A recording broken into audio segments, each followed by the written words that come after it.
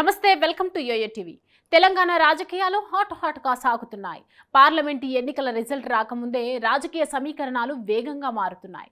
మళ్ళీ వలసలకు వేలైందా అంటే అవుననే సమాధానం వినిపిస్తోంది. అయితే అందరూ అనుకున్నట్లే అధికార పార్టీలోకి ఎక్కువగా వలసలు ఉండనున్నాయి. ఈ క్రమంలోనే ఒక కొత్త సంచలనం తెరమీదికి వచ్చింది. అదే మహిళా నేత పార్టీ మార్పు. ఎన్నికలకు ముందు కాంగ్రెస్ పార్టీలో చేరిన ప్రముఖ నటి, ఒకప్పటి హీరోయిన్ విజయశాంతి ఇప్పుడు ఆ పార్టీకి దూరంగా ఉంటున్నారు. కనీసం కలివిడిగా కూడా ఉండడం లేదనే వాదన వినిపిస్తోంది. పార్టీ నాయకులకు, పార్టీ వర్గాలకు కూడా ఆమె అందుబాటులో ఉండటం లేదు.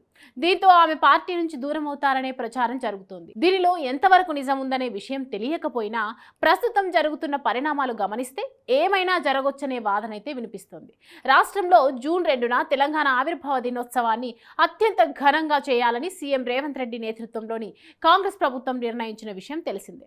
ఈ క్రమంలో తెలంగాణ తల్లి విగ్రహం, తెలంగాణ అధికారిక చిహ్నం, తెలంగాణ జాతీయ గీతాలను కూడా అదే రోజు ఆవిష్కరించాలని నిర్ణయించింది. దీనికి సంబంధించి పార్టీ అగ్రనాయకులు సహా ముఖ్య నేతలకు ఆహ్వానాలు పంపించారు. జూన్ 2న తప్పకుండా రావాలని కూడా పిలుపునిచ్చారు. ఇదే ఆహ్వానాన్ని పార్టీ నేత విజయశాంతికి కూడా రేవంత్ రెడ్డి సర్కార్ పంపించింది. అయితే ఆమె దీనిని స్వీకరించలేదనే సమాచారం. అంతేకాదు, కీలక నేతలకు కూడా ఆమె అందుబాటులోకి రాలేదని తెలుస్తోంది. పార్టీ కార్యాలయానికి ఆమె ఒక ఫిర్యాదు చేశారు. తాను అందుబాటులో లేనని, ప్రస్తుతం ఓ సినిమా షూటింగ్ కోసం బాంబేలో ఉన్నానని ఆమె తెలిపారు.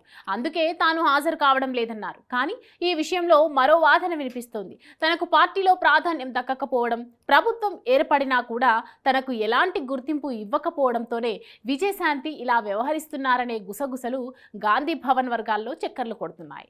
రేవంత్ ప్రమాణ స్వీకార కార్యక్రమం నుంచి పార్లమెంటు ఎన్నికల ప్రచారం వరకు కూడా విజయశాంతి అంటి ఉంటున్నట్లే వ్యవహరిస్తున్న విషయం తెలిసింది. ఇప్పుడు అత్యంత కీలకమైన తెలంగాణ ఆవిర్భావ వేడుకలకు కూడా ఆమె రానని చెప్పడం ద్వారా అసలు పార్టీలో ఉంటారో ఉండరో అనే చర్చ జరుగుతోంది.